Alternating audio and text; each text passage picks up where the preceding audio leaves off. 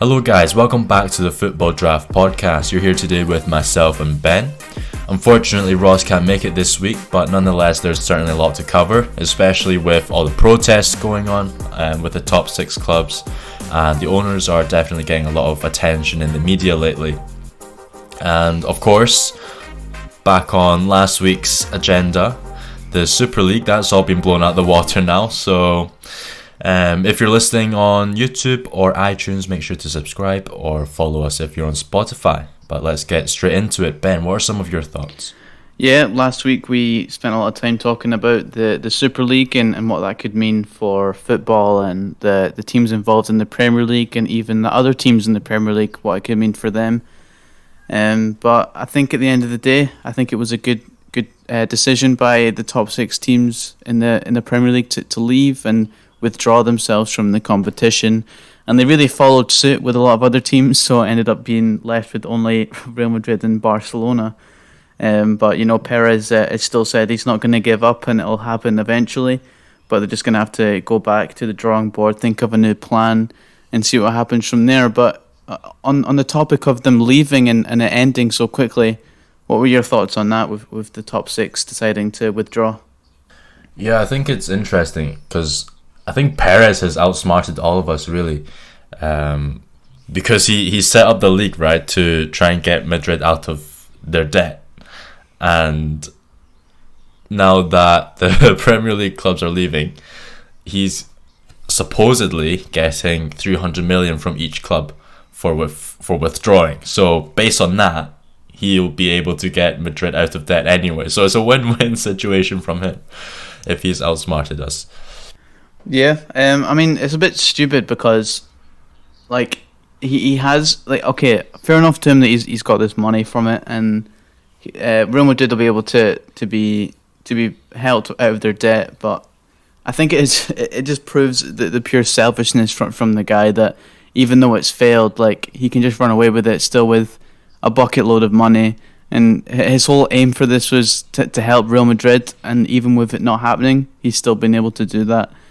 But I wonder if he's being serious with the new plans and coming back maybe in a couple of years' time. I think so, because I remember we were talking about it last week and saying how, well, I was saying anyway, maybe not you and Ross, but like the Super League thing is perhaps inevitable. I just felt it was very rushed, even though they've been planning it for 12 bloody years. It just needed a bit of perfecting, and even the new UEFA Champions League format, there's elements of Super League to it in terms of the whole coefficient thing. So it will be interesting to see how that plans out.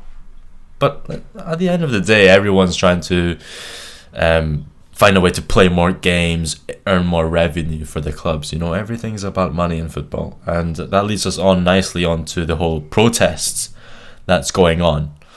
And I've seen some pictures on Twitter of the Arsenal protest, the Kroenke out protest, and I'll tell you, they look pretty fucking cool, man. regardless of the whole idea of the protest, the pictures look pretty dope. But the Glazers out protests are also in full form, as I've seen. Are you personally Glazers out? Yeah, but honestly, like, my main issue, I don't know if I'm going to sound silly to other fans. I'll probably sound silly if Ross was here. I'm glad he's not here to interrupt me or get on to me. But my main issue with Man United was mainly Ed Woodward, because at the end of the day, if you actually look at Man United in the transfer windows, they've still been given plenty of money to spend.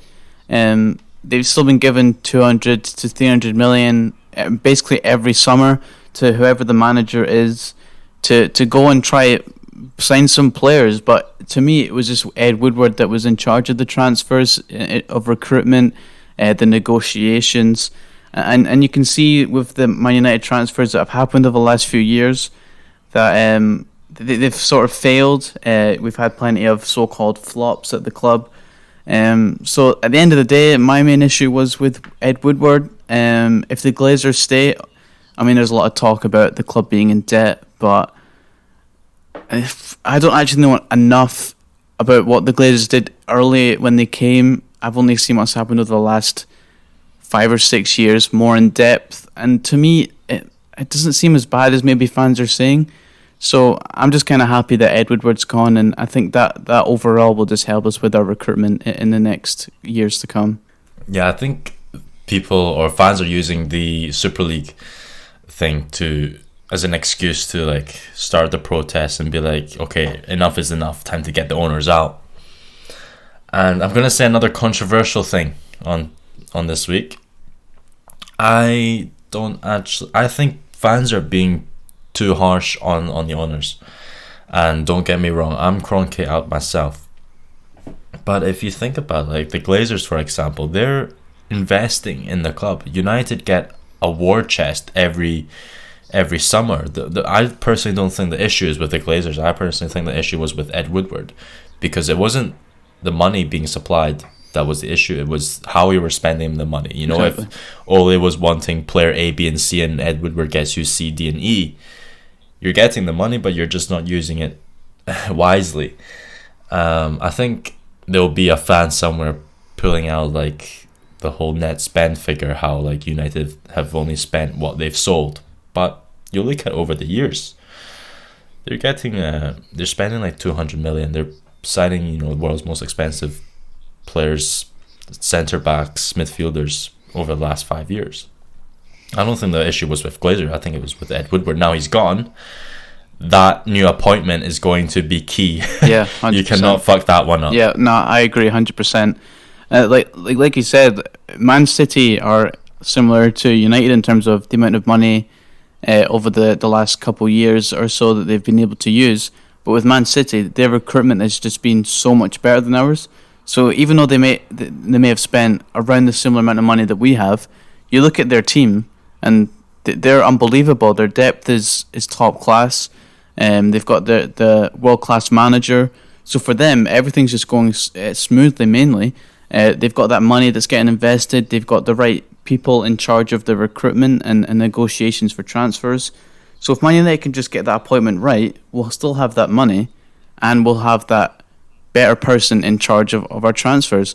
I mean, there's talks of Van der Sar coming from Ajax.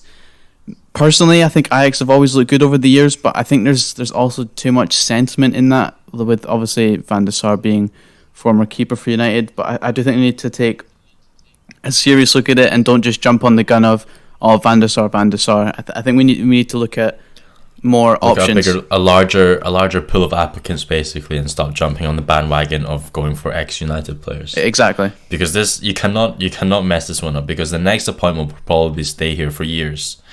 So if you get another, Van der Sar is not going to be another Ed Woodward, but if you get another Ed Woodward, that's a very serious issue. Yeah, no, exactly.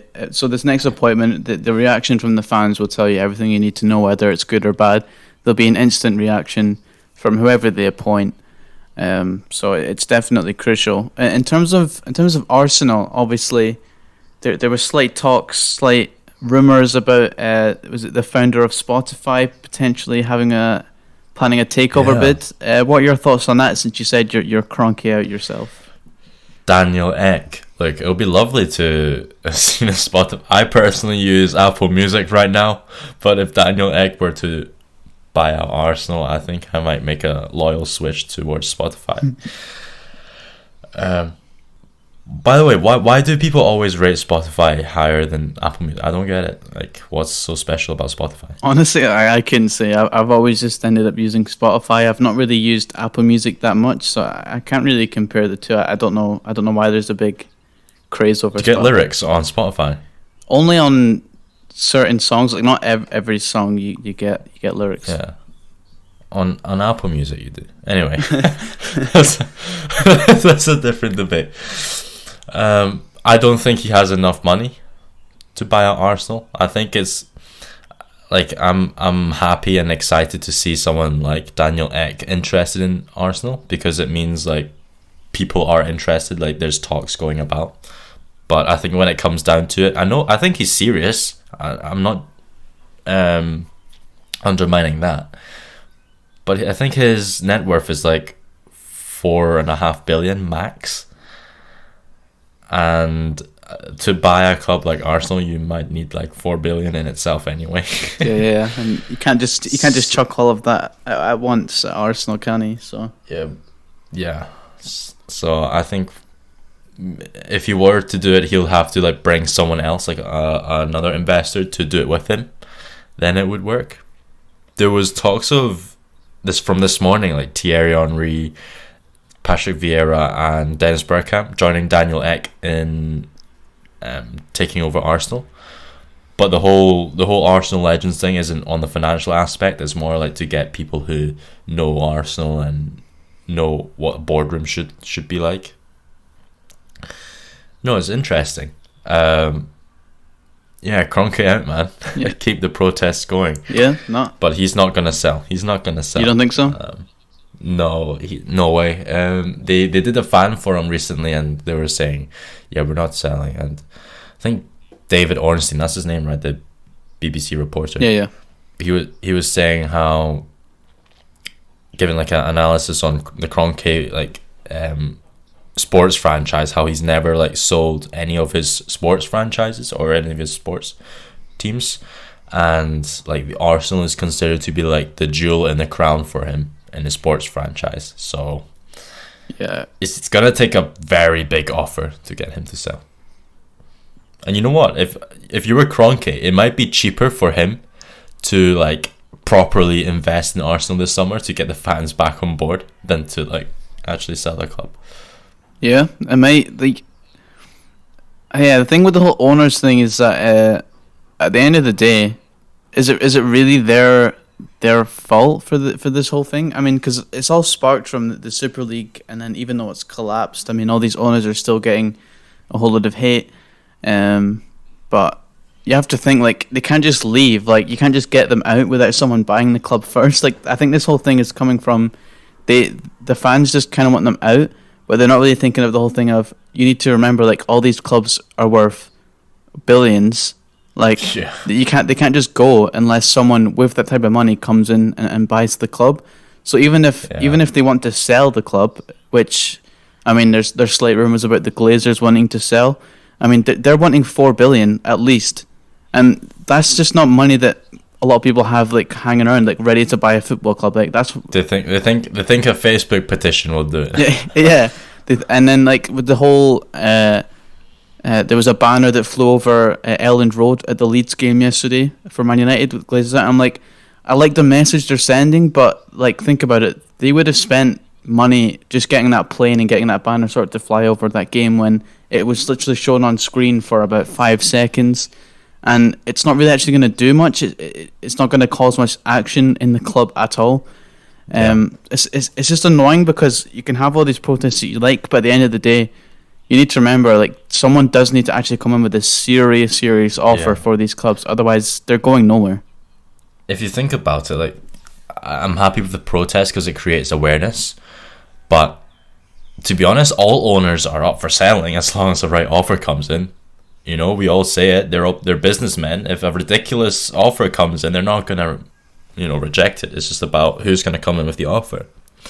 And as much as I don't like Kroenke, he said something really interesting in the fan forum when someone asked about like the whole Super League thing. And I agree with Kroenke. So he said the reason why he decided at the time that Arsenal should join the Super League is because he asked himself, what is better or what's worse, a Super League with Arsenal or a Super League without Arsenal? Yeah? No, yeah. And it's the whole thesis of like, well, if a Super League were to happen and all the big teams have joined it and we've decided not to, like, we're literally leaving ourselves out of one of the biggest competitions to ever see the face of the earth, worth billions. And out of ethics, we've decided not to take part. It's a difficult one. Yeah. Like last week, obviously me and Ross were on this whole like anti Super League attitude. We were so against it. I mean, over the last week, I've actually like looked at it and I've thought about it, and like at the end of the day, you just said it there, and it was a thought in my head about a Super League with said club or Super League without said club. So like for you it's Arsenal, for me it's Man United, and it is correct. Like if Perez is serious about it, it will happen. They just need the right time and the right plan and format for the Super League, and it will happen at the end of the day. And I don't want there to be a Super League where the likes of Real Madrid, Barcelona, Bayern Munich, Man City, Arsenal, Liverpool, like all these big clubs are in it, then for Man United to not be in it, like regardless of how I felt last week, if I actually took time to look back at it, review it, think of what it actually could become and what it could mean, I think it would be good as long as it's the right format, the right time, and all those things. Yeah. Like you saw the news about this new Champions League format as well, and with this whole efficiency thing, it has hints of like what people had problems with the Super League with teams finishing in certain positions, but it doesn't matter because teams below them or whatever can still go in the Champions League instead of them. So for me, I think it could come good just as long as they do sort it out and make it like, because there's potential, 100%. And it kind of works both ways, because what the owners have to think about is, let's say they decided to take the decision to not be in the Super League, and then the next day, this massive announcement from the Super League page, we have clubs A, B, C, D, E, F, G from Europe, biggest clubs in the world in the Super League, and then the fans realize, wait, Arsenal are in it, or Manchester United are. Let's use Arsenal for this example. Arsenal are in it. Haha, what a small club. They don't get to play against the biggest sides in the world. Haha, what a banter club they are. They're so shit. They finish 9th and then they can't get into the Super League and play against the best. Like, that stuff would be going through the owners' heads when they're considering about joining the Super League. And no doubt if they decide not to and the announcement came, that stuff would have gone through the rounds of fans saying, Arsenal, what a banter club they are, can't get into the Super League. Yeah, 100%. I mean, it's just the type of thing that, like, no matter what, like, these owners were to do in that situation, I just feel like the fans would have someone against it anyway. Because if they didn't go in it, and then you look at other teams that did go in it, they'd be like, why are you not joining this competition where all the best teams in the world are? But then because they did join it, they're like, this is so stupid. Why are you going into this competition when there's a Champions League? Take the moral high ground. Yeah, like, yeah. When you do look at it like that, like, no matter what the owners did in that situation, they would have got plenty of backlash anyway. For sure. And like with this collapsing as well, like the Super League collapsing, like I thought this could have been not an escape, but a way that the owners could be like they've said, like, look, we were offered this. It was going to be an elite competition with all the best clubs in the world. Would you not want us to be among the elite? But then obviously fans are still hating on it. There's protests, and I don't know what's going to come from it, or who's going to sell, who's not going to sell. But we'll just see what happens, really. Yeah, and apparently the English clubs who withdrew from the Super League aren't actually withdrawing from the Super League itself. They're withdrawing from the idea of the plans of the supposed Super League. So if Perez makes implementations and adapts it, then we might see another yeah, I mean, it just depends when it happens, because obviously this new Champions League format is meant to come into place in the next 3 years. Perez is, I mean, obviously, despite still getting all this money from the teams entering and then it not happening right now, he'll still be going back even right now, looking at with the other members on this board for the Super League. And they're going to come up with a new plan. Like, it's going to happen. They're going to come out and say, we've gone back, we've made a new format, we've made a new thing in terms of timing, in terms of when games are being played. And it will happen, like you said. But I just hope it does work out in a way that the clubs going in it are not going to be affected by their domestic football, and it's not going to ruin, say, like the Premier League, like how they're trying to say that like they'd have to like leave the Premier League and stuff like that. I hope it doesn't affect that, but I would like to see a competition where it is just like the elite clubs and they're all just competing, and there's not going to be a dominant team like for a long time. Like it's going to be a thing where Bayern Munich win it one year, the next year Real Madrid win it, and then the next year someone else wins it. Like it's going to be a thing where there's going to be different winners like a lot of the years. So I think it could be very exciting to see if it's all made correctly and it's all planned to a T. Yeah. It's the main issue is like the disparity between the clubs who are in the Super League and the other clubs who aren't, but are in the same domestic competition. So like the top 6 clubs who are getting all this money from it will then pull further away from the likes of Leicester and Aston Villa and West Ham, who are doing quite well this season, who have built what they have built through their own sustainability. So I think that's the main issue. Like imagine like Arsenal signing Mbappe and like United signing Haaland, and Leicester can like barely afford like a 20 million striker, like. Yeah, but it's just like that. Like football is just becoming a money thing now. Like it is just about money. Like clubs can't survive unless they have money, and the more successful you are, the more money you're going to have. So you can't really argue that these clubs in the Super League are going to have more money, because it's like they are just the better, they are the bigger teams. They've been more successful over the years. They've won more trophies. They've signed the better players. Like you just can't argue with that at the end of the day. Like yeah, West Ham and Leicester are getting closer to Champions League football. And yeah, they're going to go in the Champions League next year, like, or at least one of them are. I think it's more likely Leicester. So, but then it's like, how is a non-top 6 club ever going to win the Premier League again? It's hard. Like I don't know. Like, how are they going to do it? They can't compete, man. Yeah, there is also that where. How is a non-top 6 club going to break into the top 6? It will become a thing where the clubs that do get involved in the Super League are then just going to dominate. Or at least one of those clubs from those countries are just going to dominate domestically. Yeah. So it's like. But you see how the owners are thinking though. Like.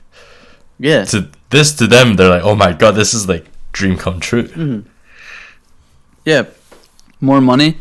More chance of success, more chance at trophies, better chance to dominate for even just a couple years. I mean, to them, it's the perfect scenario. It's just the plan that the Super League had at the time was just the wrong one. So when they do get it right, it could be very successful. See, Perez was saying like all the money that will get pumped into the top 6 clubs will ultimately make the whole league more prosperous. And I was trying to break that down and see how exactly that would happen. Like if the top 6 clubs become richer, how is that going to run through the league as well? Yeah.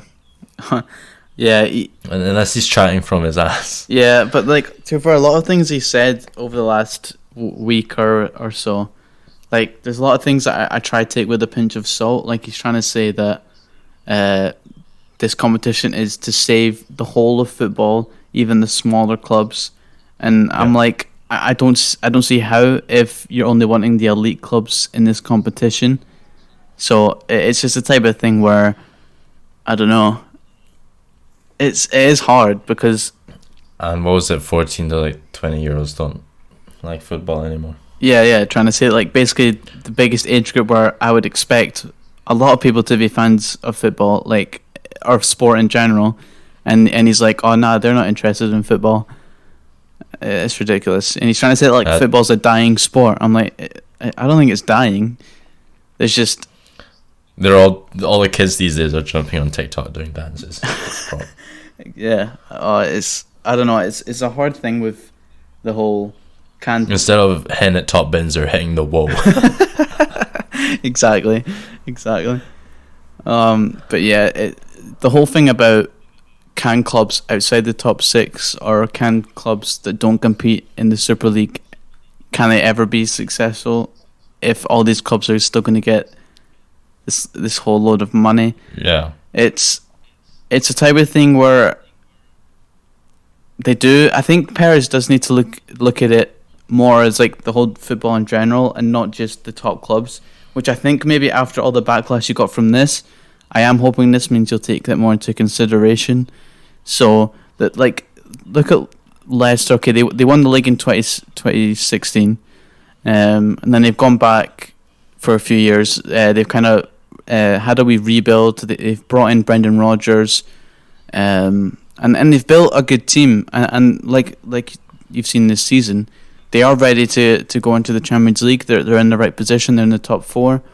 Yeah. So like for them, this is where it would be a bad time for a thing like a Super League to happen, because when they're just trying to compete with these teams, to then if they just suddenly can't anymore because they just can't compete in terms of money. Dude, I actually just thought of how it could benefit the smaller clubs. How? Or teams that's... Okay, look at Grealish at Aston Villa, for example. Yep. Arsenal, United, City. You want him? Oh, you're a Super League club. I don't want to accept anything less than 250 million for Jack Grealish. Pay it or fuck off. Yep, that's a good point. Norwich. Oh, you've been promoted into the Premier League, are you? Arsenal, you want a new right back. You just sold Bellerin to Barcelona. Are you interested in Max Aarons, are you? Leicester, you want him? You can have him for 25 million. Arsenal, oh, you're a Super League club. Yeah? You're a big boy now. You're a big boy, you gotta pay the big bucks. Max Aarons, nothing less than 120 million, or he's staying. Or he's going to Leicester for 25. Yeah, that's... That's actually very good, actually. I never looked at it that way. Liverpool, imagine trying to sign Van Dijk under the new Super League standards, yeah?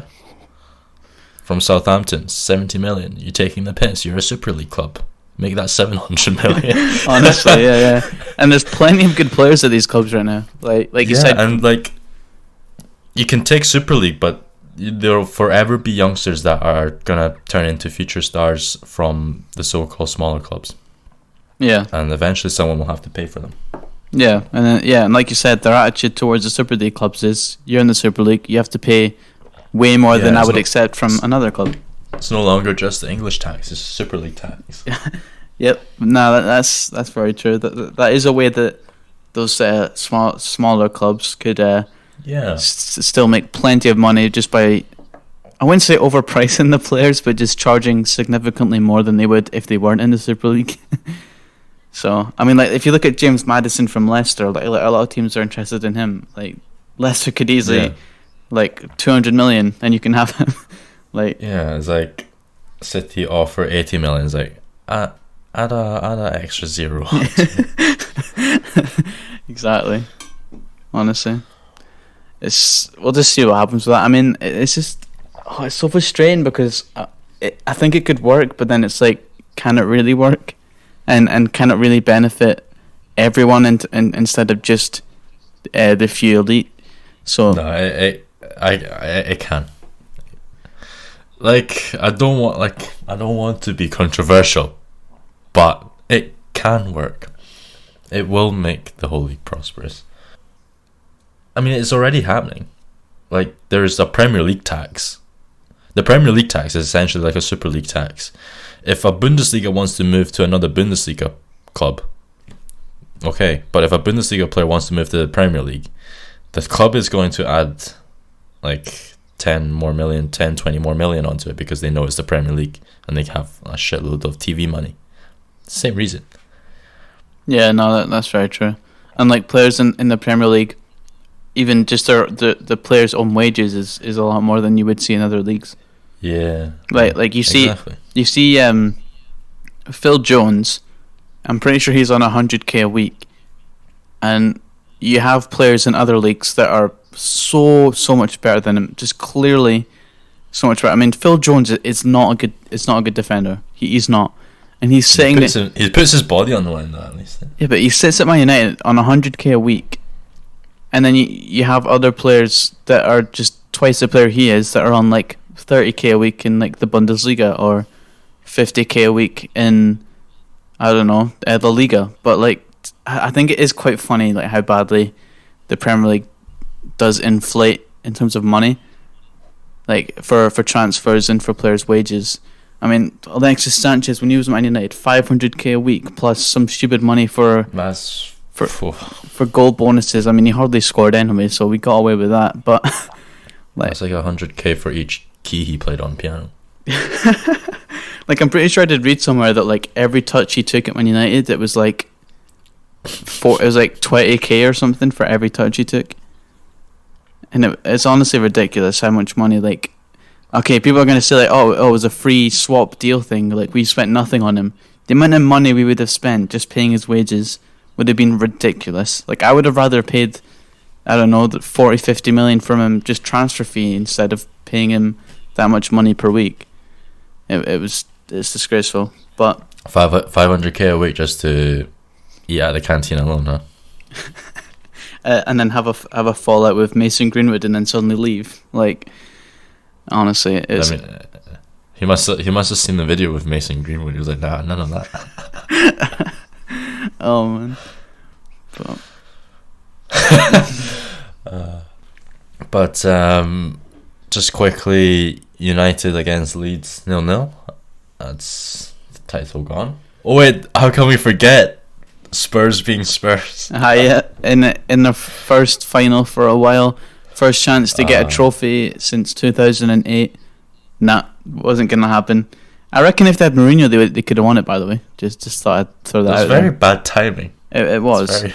Because I mean, the Ryan Mason, who's in charge at the moment, he's only 29.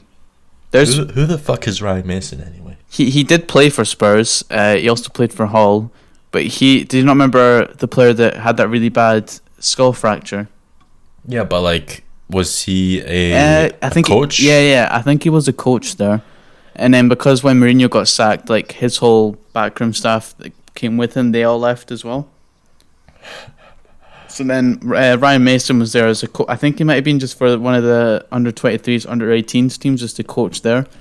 Yeah. So I think they were like, oh, we can, if you just take over the job just till the end of the season, and then in the summer they'll appoint someone.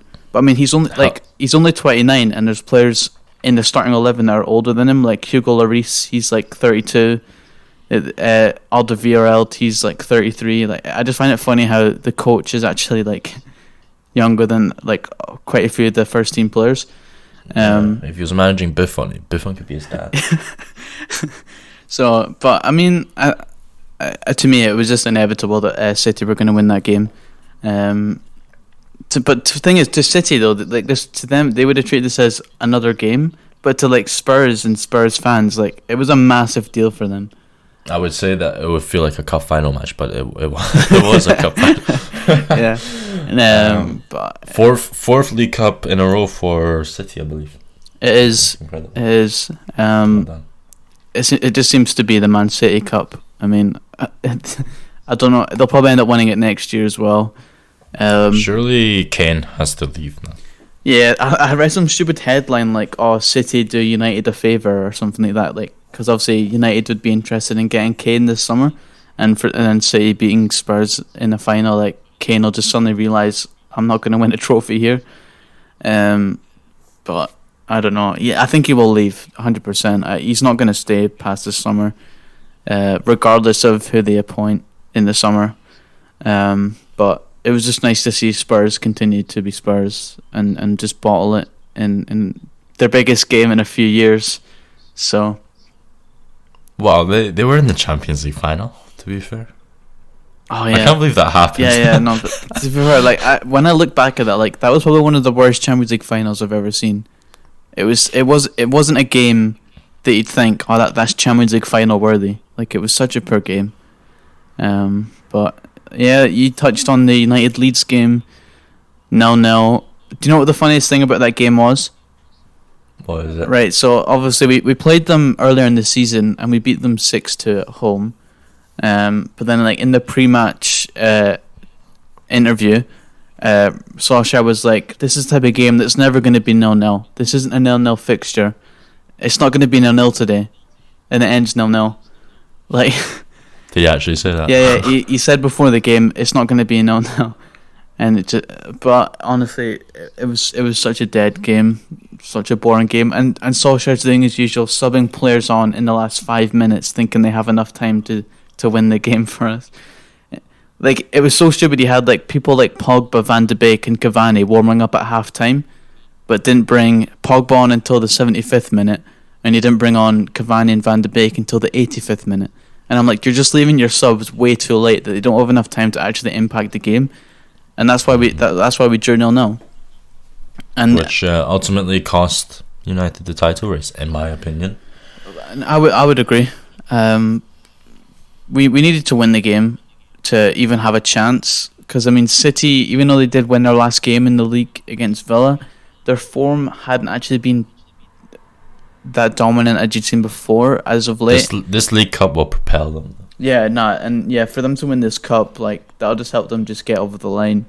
I think they only need like two or three more wins out of the last 5 games, and I think they'll get that comfortably. So it's a shame, but it's nice to see United. I think they'll still finish second, I think. So yeah, it'll be nice to see them still finish second. Well, Arsenal lost to. Who did they even lose to? Everton. Like I've been speaking to a couple Arsenal fans, and they're like, Arteta out. I'm really trying to hang on to Arteta because I think he's gonna come good, but they've had enough. Who knows, man? Like, winning the Europa League will change everything, essentially. Yeah, what do you think? So, Arsenal will win the Europa League? I hope so. I think so, and I hope so. They're gonna throw everything at it, honestly. Yeah, I mean, I think you'll get past Villarreal. I think. I mean, if you play like we did against Everton, we're not gonna get past Villarreal anytime soon. You need to get back to when you played against Slavia Prague away, when you beat them. What was it, 4-0 or something? Yeah, just exactly. Smash them out of the park. And a little bit on Timo Werner, got his goal, ended his drought, and then I think literally 20 minutes later in the game, he missed like a absolute sitter. Yeah. Oh, the amount of videos I've seen of Tuchel's reaction on the sidelines to him missing. He was so shocked. The thing is, for him with Tuchel, I think when he scored that goal in the first half, I think Tuchel was like, all right, this is it. Like, I did say the goals will come, and then for him to go miss another like easy chance in the second half, I think it just baffled him a little bit. He's like, what's wrong with this guy? I don't rate Timo Werner. I look at the way he dribbles and it's so clumsy. Like, he's out of ideas. It's Wan-Bissaka 2.0. But yeah, I think that's this week. All the news that happened this week, from protests, from Super League ending, Spurs being Spursy. No, it's been a decent week, and yeah. So hope you guys enjoyed that one, and hopefully we'll see you next week as the 3 of us. Absolutely. It'll be nice to have Ross back next week, and we'll have more to discuss. We'll see if there's more news about a potential Super League, and obviously the Europa League and Champions League this week, so we'll see what happens with that. And as always, you can find us on Spotify, iTunes and YouTube for our latest episodes on Wednesdays. And yeah, we'll see you guys next time. See you guys later.